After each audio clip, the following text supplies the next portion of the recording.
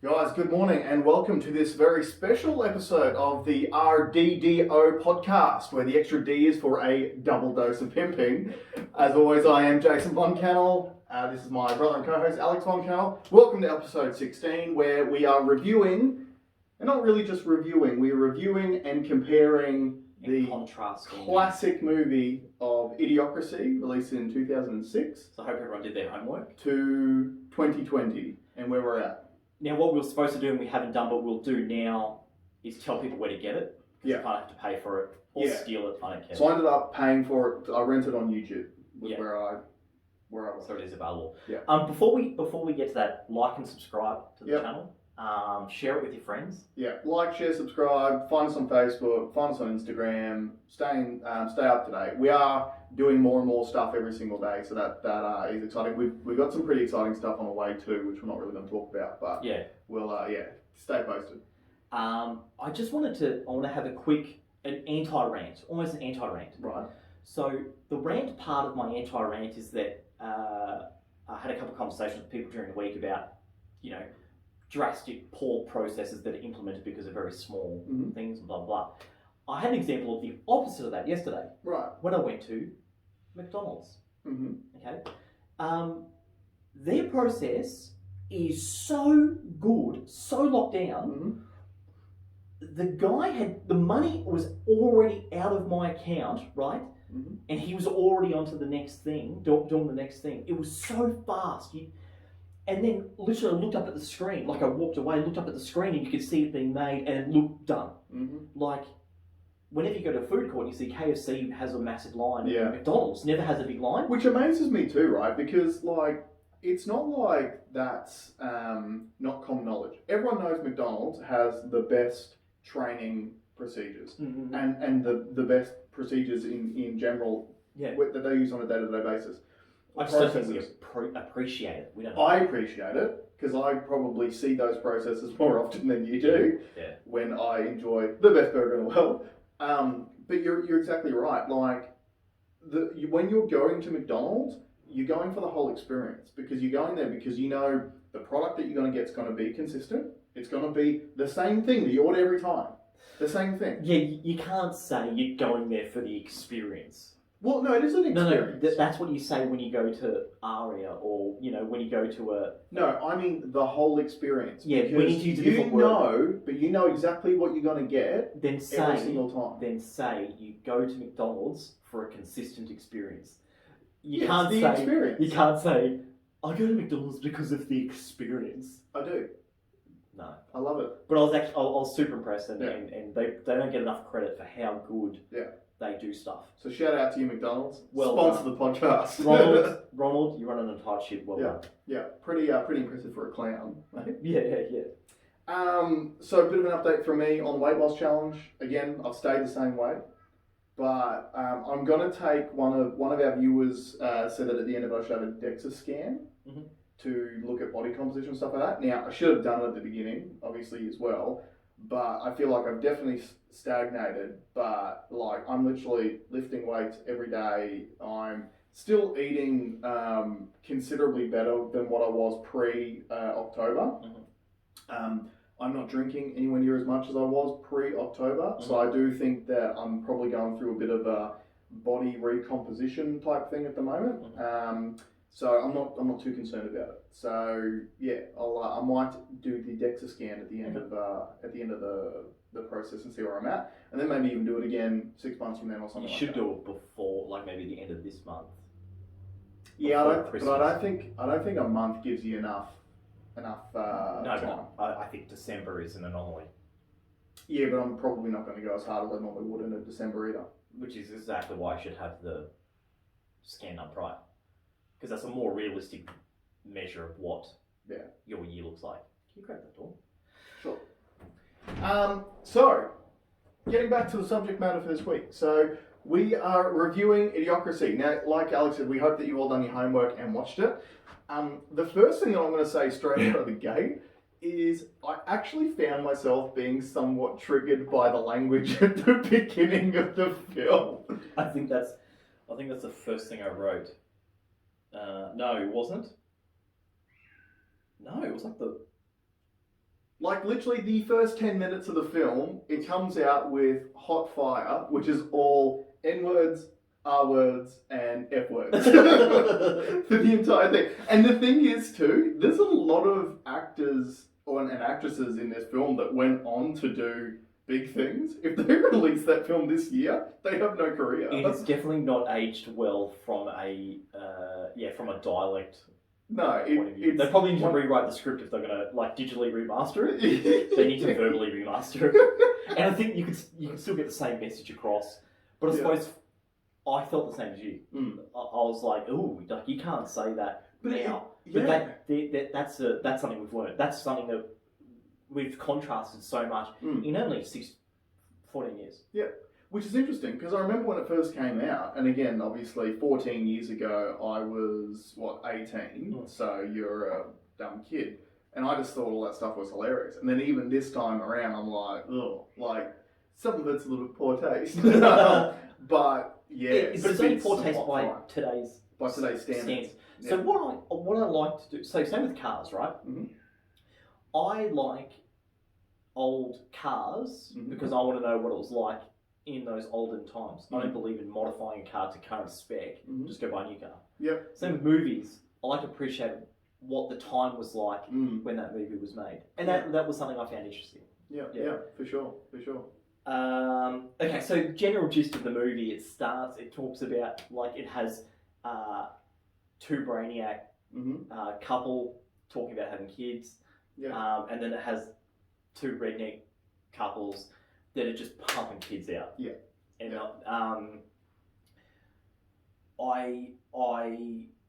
the one thing I wrote here is that I think a contrast between now and what that movie was trying to illustrate is I think we favour looks way more than smarts now than we did back then.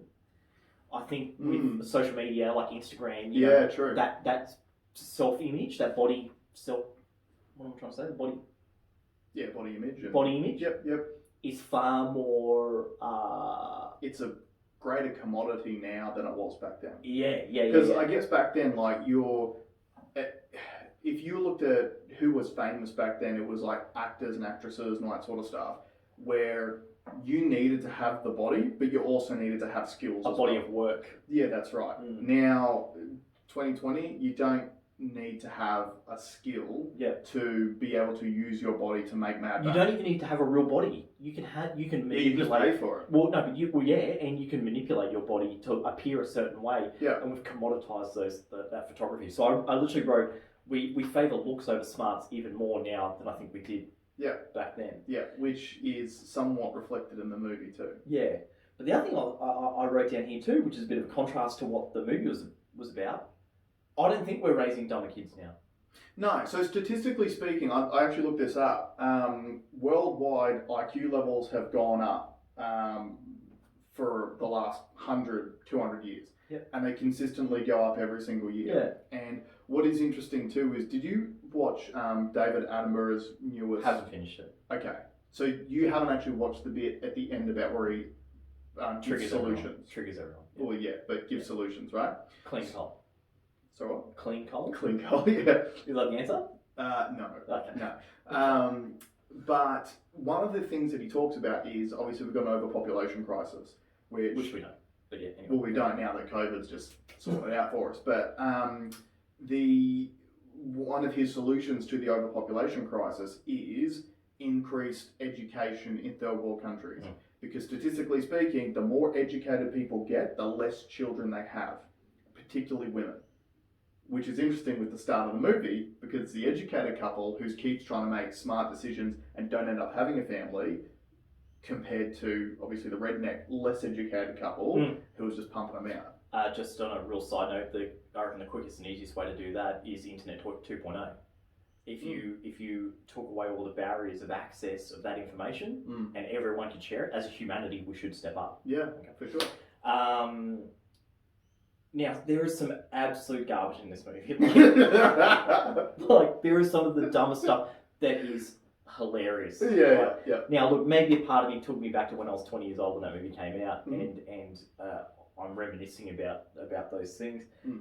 Just some of the calls. I wrote, So there's a guy, the pimp of the co-star Yeah.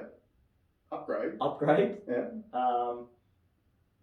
They just developed some stupid thing. Upgrade is spelled UPGRAYEDD. Yeah. And what's the extra D's for a double dose of pimping? Like, and that's so fucking dumb, right? But I laughed so hard. But the thing is, so you think that's ridiculous, right? Upgrade. But look at like kid rappers' names these days. Oh yeah, Absidy. Absidy spelled ABCDE. Yeah, like people actually have ridiculous names like that now. Yeah. And then we're Upgrade. What was the other one? Ladasha, I think was so one of my wife's sister's boyfriend's sister's kids at school was spelt Ladasha, L-A, but Ladasha. Oh yeah. Was their name. Yeah. So Upgrade's not that ridiculous. No, maybe not, Upgrade started a revolution. An example of idiocracy. Yeah. I like it how it talked about how mankind focused science on hair loss and erectile dysfunction. Yep. Now, we're kind of still doing that. Yep. Like that's kind of my thing. So I listen to a lot of podcasts, right?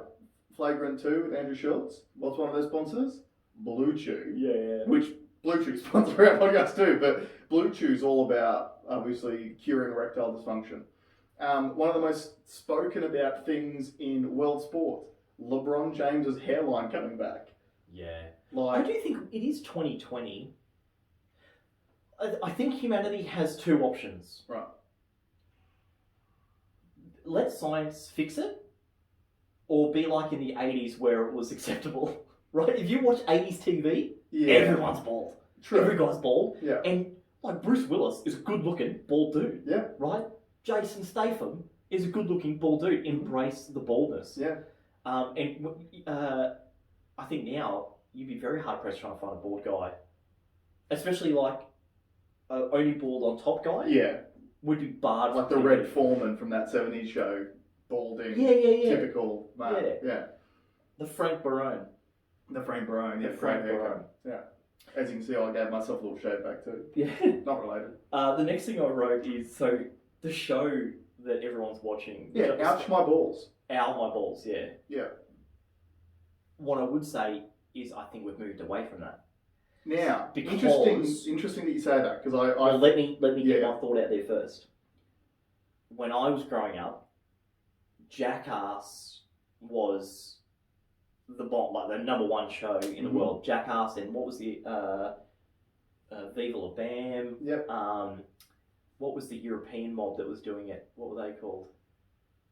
Where basically everyone was just self-harming themselves for our own pleasure. Yep. Which was what Ow My Balls was.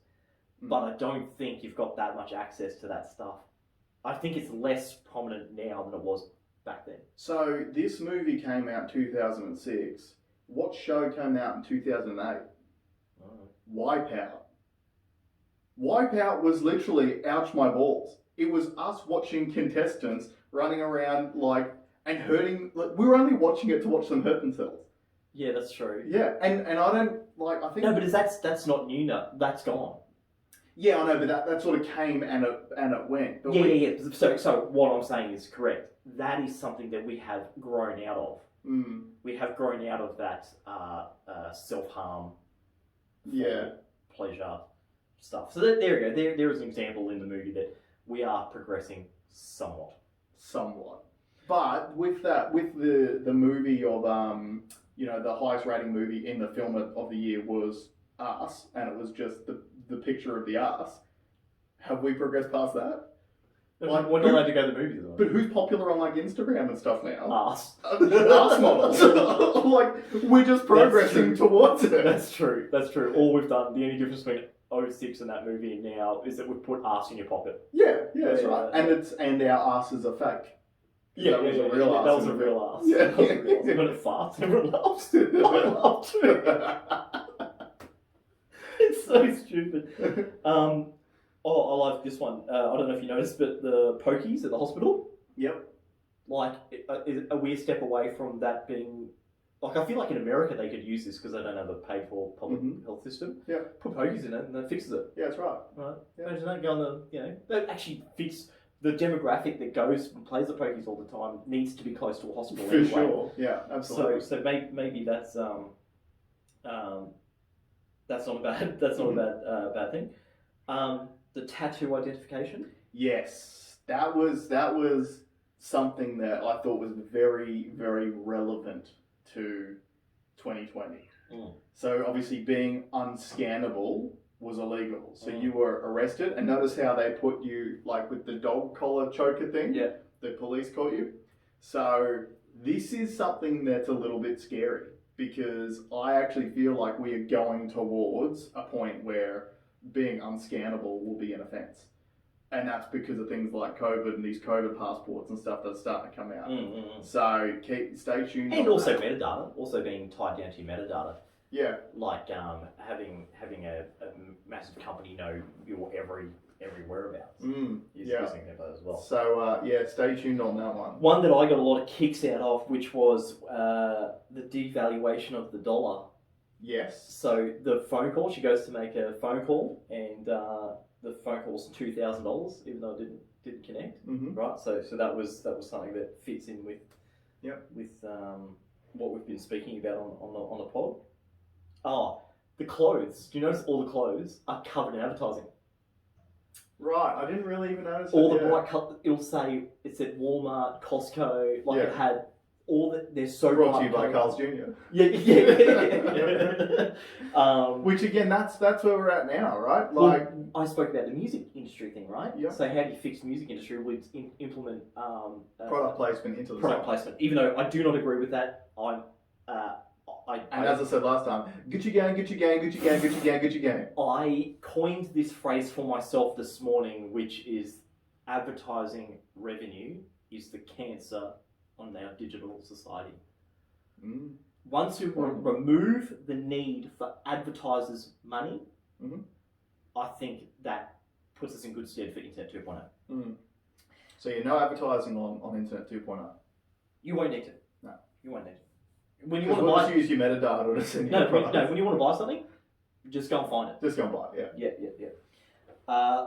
I liked when they walked into Costco and the greeter there. Goes, I wrote that down too. Welcome to Costco. I love you. Right? And then I was thinking about, how we were talking about how every fucking interaction you have now, they want to send you a survey. How are we doing? Yeah. Like, is that where we get to? Is that the end where someone just says, "I love you"? Probably. Yeah.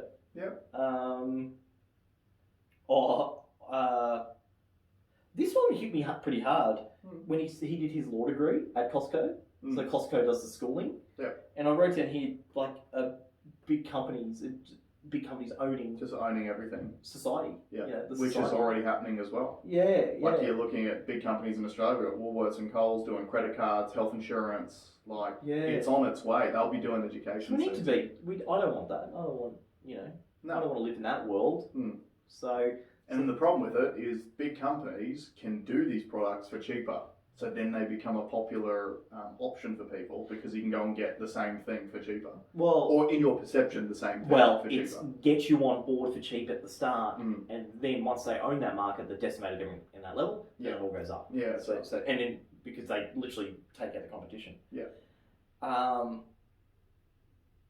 Water security was a big thing in that where Brondo went and bought the FDA. Yeah.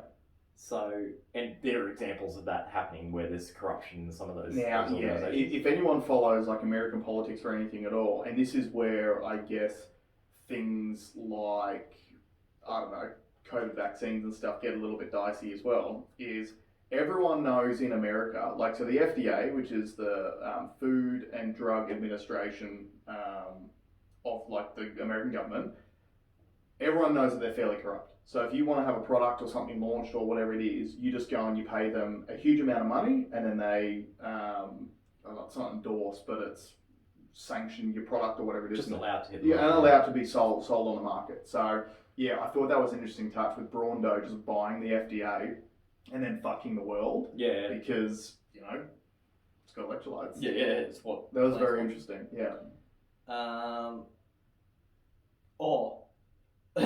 Here's another contrast.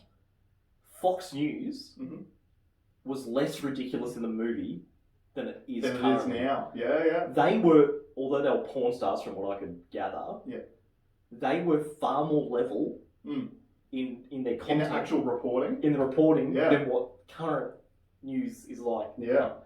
I can't watch the news anymore. I just can't watch it. And it doesn't matter for like whatever side of the fence it's on. The problem is they're too far on the side of the fence. Yeah. There's nothing that's in the middle. I think I was talking to you about this the other day. During the presidential election stuff, or after the election day, I was watching ABC News because I thought that being a public broadcaster that they would be unbiased. It was terrible. It was that they had such clear biases that they were like, coming through what they were saying. Yeah. I couldn't watch it. I'd turn it off. Yeah, it is a bit frustrating that there's no option for alternatives. Because that's the thing. The internet used to be your alternative option. Yeah. You used to go on the internet to try to find out what the middle was, what the actual truth was, and try to join the two together. But now we're in a situation where, because of algorithms, have a drink, everyone's pushed so far to the side. Like, I was listening to No Agenda the other day, and they were talking about how newspapers in the United States that were traditionally in the middle, they realised over the last few years that with their online subscription services, the more polarising they got, whichever way it went, the more their subscription base went up. So people are actually rewarding these companies for being polarising. Because again, talk about echo chambers and stuff every week now, but people want to hear what they want to hear. So they're actually throwing more money at these businesses and making them more extreme, which is not a good thing either. So hopefully Internet 2.0 will be where you can go to get not even facts, because the term fake news was coined in 2016 by Trump. We live in a fake news world now. Well, we actually do. I've been spending some time pondering the idea of what an ideal society looks like. Who cares what happens outside? We talk about echo chambers, and echo chambers is dangerous. Well, if our influence is only here, why do we care what's out there if it's negative? Because the reason why I think that it's important is, number one, so I would consider myself a lifelong student. I like learning new things. Yep. So if I'm stuck in an echo chamber, I'm not going to learn anything new. And I'm not even going to be shown something that might give me a snippet of a new thing that I've never even thought about to then go down that rabbit hole and search for it myself. That's probably one thing. The second... Oh, can I address that point? Sure. Otherwise I'll forget. The problem so my vision of the future is that I would like you to find your own echo chambers and be given the ability to search for those things unstimulated by biased companies. 100%, and I completely agree with that. But my experience on social media has opened me up to certain subjects I never would have searched for before. But you don't know that. No, I do know that. I 100% know that.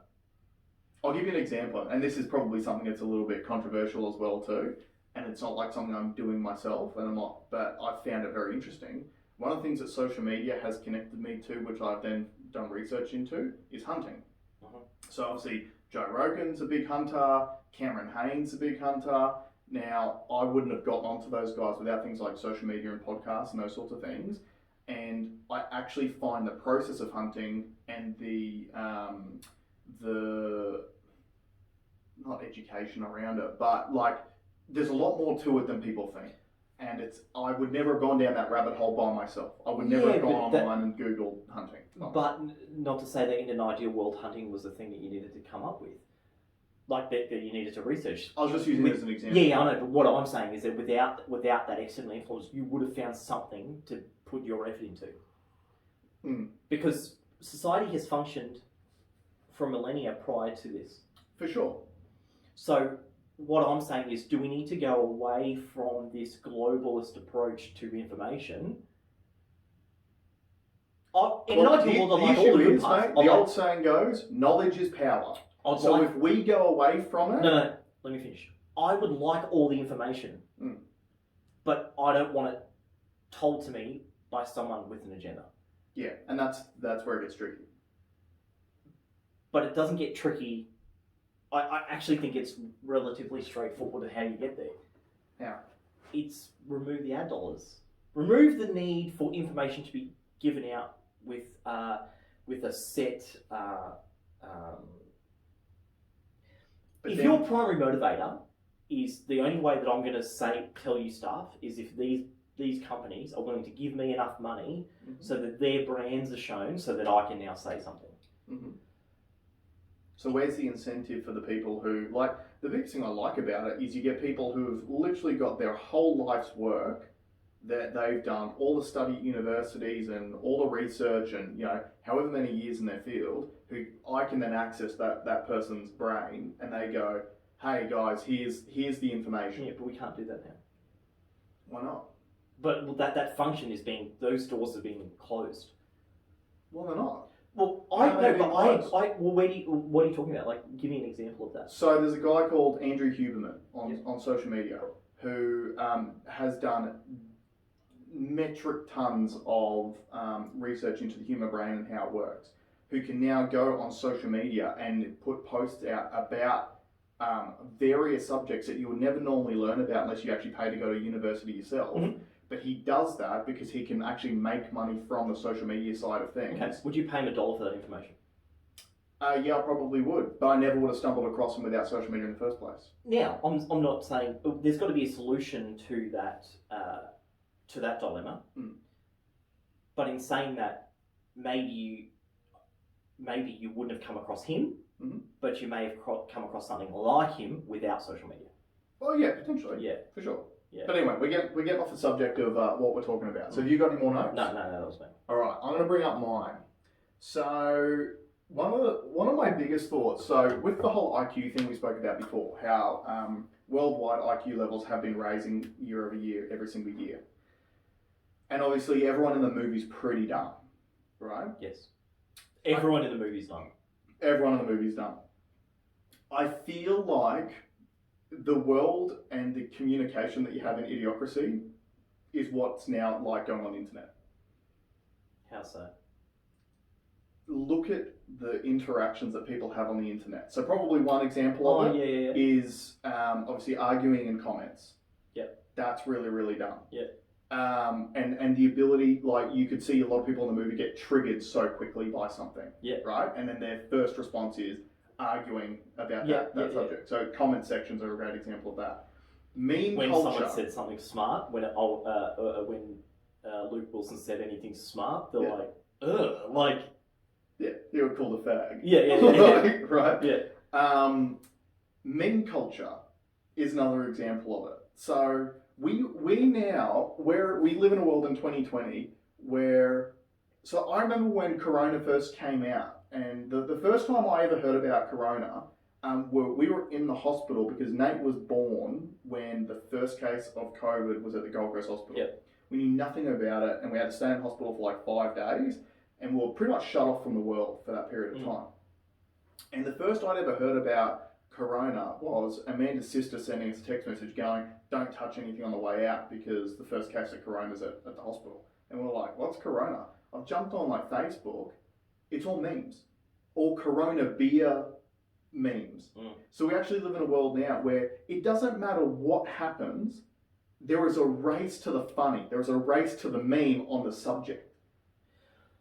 But I think that's our algo. I think that's what our algorithm is. I think our algorithm pushes because as much as outrage culture is a thing, a meme is the quickest, easiest, fastest, most effective way to get an instant reaction. Yeah, I know, but like again, I'm just talking about meme culture as a thing. Yeah, but I'm saying not everyone's exposed to the memes. Alright guys, everyone who's watching this, if you're exposed to memes, let us know. If you're not, let us know. There's still people calling them memes. Yeah. That's an example. Or memes. Or memes. That's an example of people that aren't exposed to memes. Yeah, for sure. But yeah, I thought that was interesting. Here's something. when they're watching TV, it's like, next up on the Violence Channel. Here's an interesting factoid for you. Obviously, big MMA fan. So when this movie was released back in 2006, MMA was still illegal in many different places across the world. Many different places. It was one of the reasons why the UFC was going to go broke, was because they couldn't actually get into the big markets because MMA was illegal. Yeah. 2020, it's a mainstream sport, and it's the biggest sport there has been this year, because they were the only ones who were actually pushing on through Corona and finding a way to make shows go on. Yeah. Like, they bought an island for it, so they could do stuff, in the safest possible way. Forward thinking, yeah. 100%. But that's the whole thing. So that was like a funny joke. Like, next up on the Violence Channel, and now we've got what they were referring to back in 2006 as human cockfighting is a mainstream sport now. But I think it's been a mainstream sport for all mankind. No, throughout all human history. Well, it's Violence. Violence has always been a thing, but not on. I'm talking about televised. Well, no, but I listened to a Dan Carlin thing that talked about in the 12th century. You used to go down. There was going to be a beheading, and everyone went down there. Oh yeah, and that was the entertainment. Because we always look at that stuff. Yeah. So that's. I think the sports changed, but we just would have watched other stuff. Yeah, but other combat sports. For sure, and look, combat's been a part of life. That's why people watch it. It's because we are, as human beings, we have that ingrained in us, is conflict, right? But I just found that interesting. Is like, so now UFC's mainstream. You're seeing a lot of stuff. If you look at like some of the Russian MMA stuff that's coming out, you've got like medieval stuff with swords and shields. You've got team MMA. Oh, yeah. So like they're on another level. Yeah, obviously, and that's how human beings work, right? We get something and we try to push it to the next level and push it to the next level. So by 2505, which was the year of the movie, the Violence Channel might be a very real thing. Pause for 2 seconds. Things that I wrote down as well too. So we haven't spoken about President Camacho, who is one of the best characters in the movie, in my opinion. Now, obviously, President Camacho is Terry Crews. Yeah. Now, notice as well that his name in the credits was Terry Allen Crews. So I don't know if he, back then was trying to use, maybe because he's gotten famous now, he's just Terry Crews. So Terry Allen Crews. I didn't notice. What was Camacho's full name? Can you Google it? Because it was. We probably should have just looked this up before the show. It was way longer than, I think he had 5 or 6 names, long. And it was. Was he a porn star wrestler that became the president? Something like that. Something like that. Were you going to liken that somehow to Dwayne Elizondo, Mountain Dew Herbert Camacho? Now, were you going to tie this to Donald Trump being a celebrity that made so there's a couple of things I was thinking about with this. So obviously, Camacho is... So yeah, Donald Trump was the first reality TV... No, he wasn't. Who was? Reagan was an actor. Good point. Very good point. But yeah, so Donald Trump, obviously reality TV star, He's a personality. Was a personality, yeah. There's some other things that I read into way too deep in this movie. So for me, one of the biggest themes of the movie is whether or not President Camacho will grant a presidential pardon to Joe, or not sure, who is wrongfully imprisoned. Right. Now, Donald Trump and Kim Kardashian have quite famously, over the last few years, gotten some prisoners out of jail. Is Camacho the descendant of Donald Trump and Kim Kardashian? So if they had a baby and they keep spawning, could that create a President Camacho? No, I think you're way too far into it. Presidential pardon is not a new thing. It's been around for a very long time. Most pardons are for people that are going to jail. So I think you've tied some very abstract... Now, there's a lot of stuff, obviously, in the States at the moment, especially about, obviously, people being still in prison for, weed offences Yeah, in yeah. states where it's now legal. I've said that to people and they're like, oh yeah, but it was illegal then. And I'm like, yeah, but Yeah, I know, yeah, it's, yeah. that seems insane to me to think Absolutely. that you would do that to a person. 100%. Yeah. Like, repeal a law. how far back do you go with what was illegal back then as to what it is now? Well, we can jail someone that was suspected of a crime, got away with it, but now we've got new technology, we can put them in jail. So if we've got if we're creating a new law, surely that's a basis of letting you should instantly let it. Yeah, doping in sports is probably a good example. Like, we'll go back and take people's Olympic medals off them because we've retrospectively tested them from 16 years ago because we've got better technology which has found out they're a drug cheat and take their medals off them. So if you've changed that now, why wouldn't you change it in a positive way and let people out of jail for small time weed offences? But that was something that I thought of. But this is the one thing that really stood out to me. So there's the scene when Joe's getting his rehabilitation, which is when they're trying to kill him with the yes. The what are those cars called again? Monster trucks. Monster trucks, yeah. Where he's doing his little speech, and he says the sentence, "Do you really want to live in a world where you're trying to blow up the one person who's trying to help you?" Oh, I missed that. But it is quite poignant, isn't it? I think it is very poignant because, again, we live in a world now with such outrage culture and we're so polarised. Truth and reason are persecuted. Yeah, and again, I don't want to get too much into the weeds with this, but I look at someone like Bill Gates.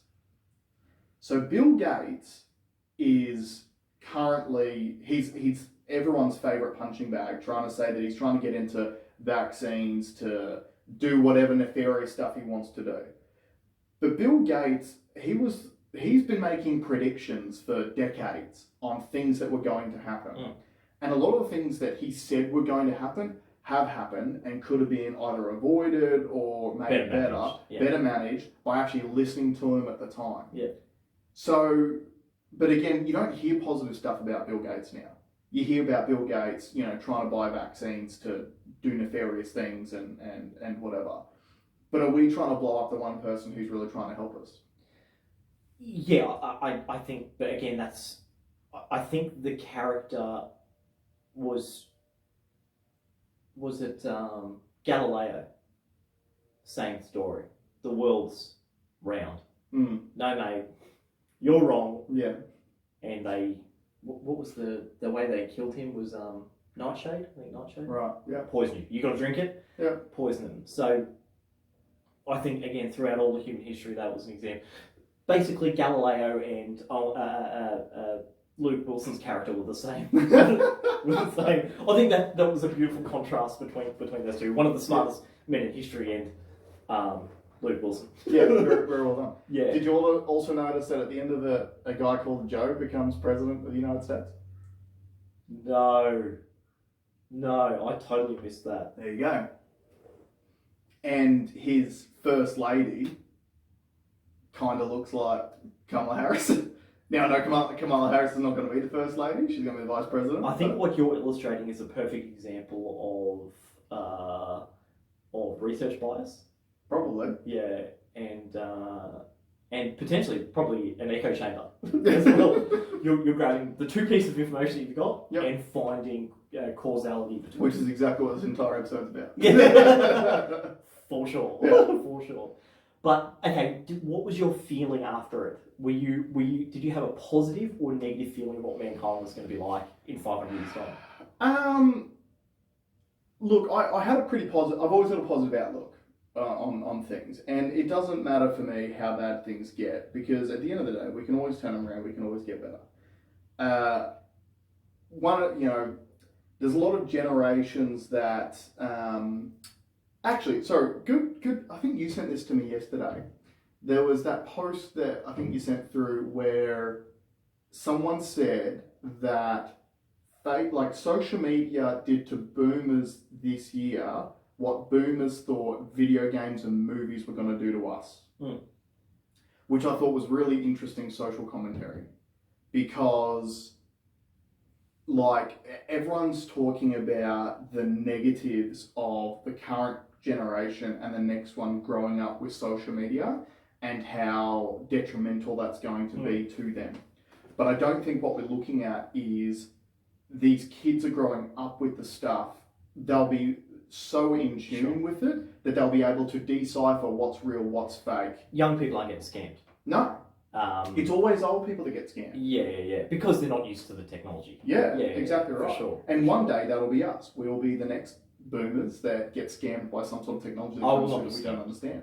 I will not be scammed. Yeah, people who've got that sort of fixed attitude of not being scammed are the ones who get scammed. Well, going through all the Bitcoin stuff, I've been scammed. I've been scammed. Oh, by the way, Bitcoin reached $25,000. So if you would have not invested like I told you to, invested like I thought you did, you could have made, what's that as a percentage? We were 22.5. So it's made $2,500 in a week.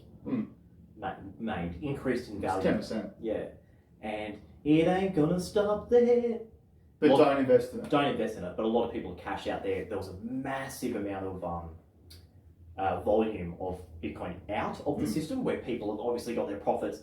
I think I made the call last week. I said everyone had the shits because they put their money in December 17. Well, now those people, if they kept their money, they can get out square. Yeah. Now, but a lot of people made a stack of money for sure. Prior to that, so which is it's a very interesting thing. Did you notice too that in Idiocracy there was no cryptocurrencies being used in the future? Yeah, but I think that's because America is very much a cash culture and still is to a point. Like it's less on their radar than just about anyone else's. You know, there was not even a. Well, cryptocurrency was not a thing. Wasn't a thing back in 2006. I actually watched a very interesting documentary about how it all started and the cypherpunks, which were around in the 90s, right? Which talked about these sorts of. Was cypherpunks what the documentary was called? No. I'll give you the link and you can post it up on there. But and then a guy basically uncovers who Satoshi Nakamoto is. But like legit? What he thinks. And he provides all the evidence. It's really interesting. Like the way, one of the things they all Satoshi Nakamoto's emails, he uses proper English. So not US English, English, the way he spells the words. But he's got a very unique trait, which is double spacing after full stops. Right. So then they tied to someone else. Which is grammatically correct as well, but no one does it. Well, I thought it was a typewriter thing. It was done on typewriters. You used 2 line spacing. And I thought it had something to do because the period was too close to the space bar button or something, and they used to get locked up when the oh, okay. Yeah, something to do with that. But it's really interesting. It's 3-part. I think it's like 40 minutes each. A 3-part. I watched that during the week. It was interesting, and it was not a name that I'd heard before. And then when you provide some of the evidence, you're like, well, that's the best case. That's the best case. Yeah, well, obviously it's his documentary he's put out, and but I've seen heaps of other people's theory. Oh, can we talk about that? Sure. Everyone's talking. Barack Obama comes out and starts criticizing, obviously Trump, and everyone's like, "How good is this guy?" Do you know why everyone's listening to him? Who, Barack Obama? Yeah. Why? He's released a book. He's released a book. And he was doing a tour. Yeah. He's not trying to do the right thing. He's trying to sell paper. Mm-hmm. Come on. And like, come on. Don't delay your book release for 6 months. Yeah, no, but why would you? Because you're going to make bank. He's got bank. You don't need bank. No, but there's always more bank that you can make. There's always more bank. And I can't wait till we change the term where we don't need banks anymore. When you start, like, making bank will be like for poor people. Yeah, and you're like, I make crypto, I make bitties. I make bitties. I'm making bitties sounds better. I'm changing it today. I'm no longer saying make bank, make bitties. Take old bitties. Yeah, I mean, it's so transparent. And if you think for a second that Michelle Obama won't run as a candidate, in the future, just like Hillary did? Oh, so she should. I think she's been a good. Well, I think Ivanka Trump should as well. Mm-hmm. She seems like the voice of reason in that family. Mm. But yeah, it'll be interesting. But that is the thing. Cole Dunnigan's Yeah, that was great. Everyone should go and follow Cole Dunnigan on social media. He's on hilarious. Instagram. It's amazing. But that's the thing too. So like we talk about this stuff all the time with sales and when we're being sold to. And you just made a great point there, which is why is Barack Obama all of a sudden going out there and speaking to everyone? It's because he's got a book coming out. Yeah. Like he's doing it to market himself. Interestingly enough, so today is the 19th. Just making sure my watch is right. Yes, the 19th of November, 2020. I put money on Trump to win. Sportsbet still hasn't said that he's lost. So they paid out on Biden early. Yeah. But Sportsbet still has those bets pending because everyone's claiming that it's a done thing. Yeah. It's not. It's not. It's not yet. So it will be very interesting to see what happens over the coming weeks and months. I love the narrative that's at the moment where they say these baseless claims, but aren't all claims baseless until you investigate something? Well, yeah. When they say there's no evidence to support, well, obviously you don't gather evidence before you claim something. You claim something first, then gather evidence, and then... Well, you would hope that you would have some evidence beforehand anyway. But what you're not going to do is you're not going to go, hey, mainstream media, here's all my evidence I'm going to take to my court case.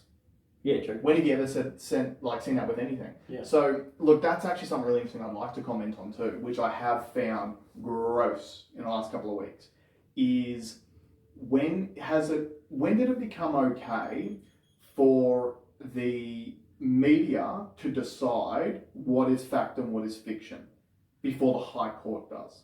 Yeah. So you've got all these mainstream media outlets who are just saying, Donald Trump's coming out with these false claims, they're baseless, he's got no evidence.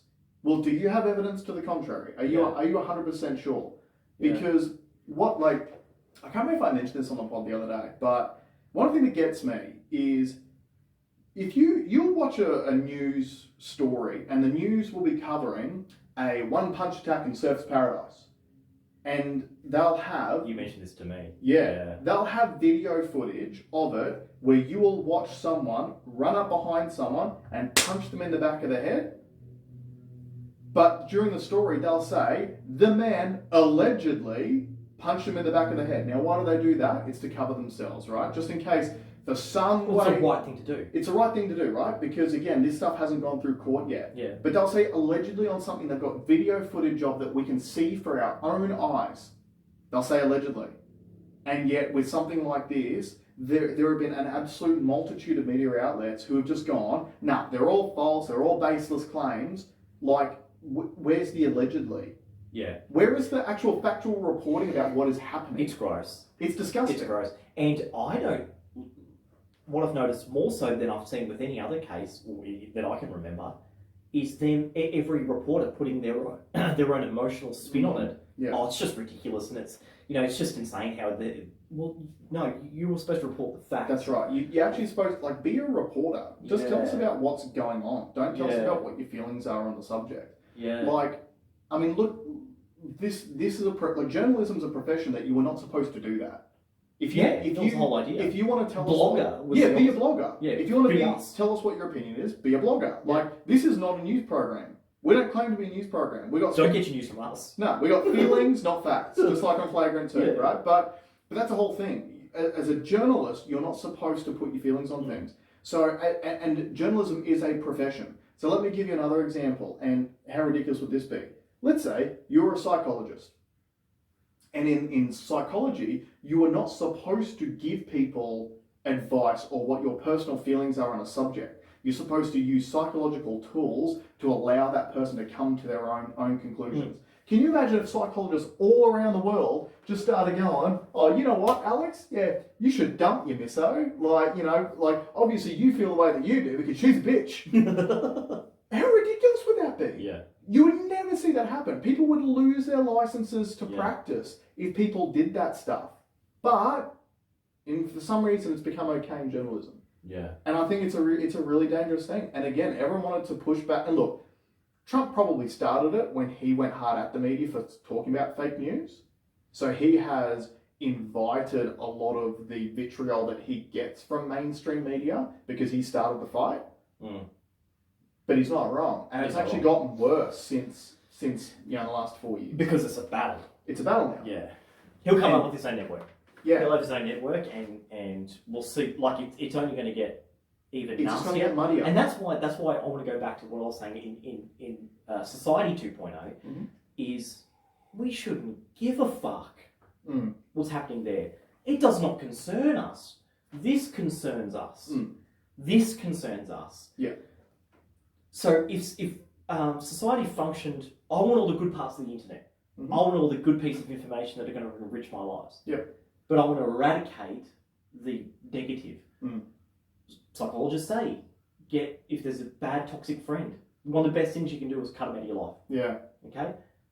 Well, why don't we do that with the news? Why don't we do that with this globalist approach? Why do we burden ourselves with information that does not concern us? And see, that's one of the things that, like me personally, I've tried to do. So that was why I switched on to ABC News.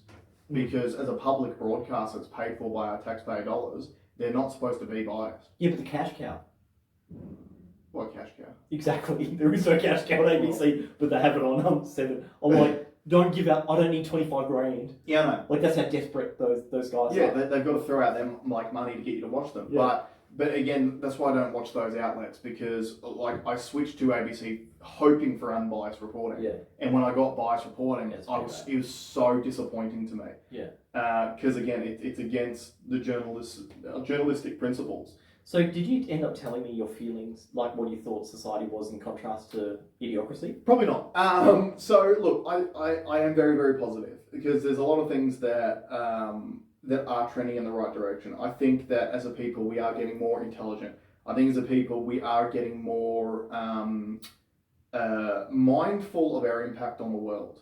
And so you see it a lot with even just things like, look, they've got the great garbage thing. You know, there's a lot more recycling, there's a lot more sustainables. Getting rid of the plastic bags at shopping centres has been a great thing that's happened since then. Containers for change, like having all those places you can go to now, we can give you cans and bottles in and get a little bit of money back to encourage more recycling. That's been a really good thing. I think a lot of people are trying to be more mindful of their impact on the world and how they can change it for the positive. So, which again, I think probably does come a little bit from social media. There's a lot of the only problem is when you have people who want to pretend they're doing the right thing on social media. Like you would have seen that stuff about the riots, the Black Lives Matter riots in the States. How there's all these influencers like, here, like take a photo of me, like I look at me. Yoga pants. Yeah, look at me. It's like disgusting. I'm trying to help build. Like that sort of shit's just gross. It's disgusting. But again, I think the kids too, like we were saying before, kids know what's real and what's fake. Yeah, absolutely. Yeah. So I'm the same as you. I thought there was more. If anything, that movie was a wake-up call to society, and in a way, Idiocracy could have changed the landscape of the world as we know it. Yeah, right. Even though it's a fucking rubbish movie. Let me check what the rate. Can you check what it was on Rotten Tomatoes? Or on Tomatoes. But I think we are getting smarter. Yep. I think we are taking away some of the "ow my balls" thing. We've moved away from that, which I think is really, really good. Yeah. I would like to see more focus on smarts, because I do think we've gone away from violence and and more towards appearance. Mm. I wish we put less commodity in the way that a person looked, and more of the what their character is. Yeah, it actually got 76% on Rotten Tomatoes. It is. It's way genius. It's way higher than it should have. But I would say that I think if you would have watched that movie 5 years after, you would have very much felt like we're on that trajectory, which is obviously why the movie was made. Well, yeah. Because that was a sense of of what was happening. My question though, the big hole in the movie, is how did they stay frozen when there was no power connected to the two pods?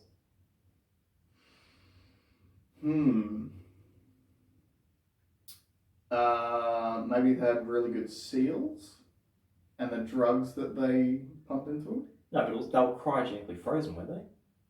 Yeah, I don't know, man. That's idiocracy, mate. You're asking the wrong question. No, I got it because I thought, well, if they found them in the facility and they're still connected, I'd get it. Mm. But they weren't. They were at Dax Shepard's house. It's not relevant to the story, Alex. Continuity. Asking questions. That's what this pod is about. Yeah, for sure. So yeah, again, just like last week's theme, question everything. Question everything. But look, I reckon we'll leave it on that. So guys, thank you very much for joining us. Sorry for wasting your time watching a rubbish movie and then a rubbish podcast about it. Put your Bitcoin predictions of what it's going to be for next pod. Yeah, actually, that's a good point. Yeah, Bitcoin predictions would be good. Because it's coming, baby. But don't buy any. Don't buy any. It's You're too crazy. high now. You're Don't buy crazy any. to buy some. Crazy cats. All right, guys. We'll see you next RDO.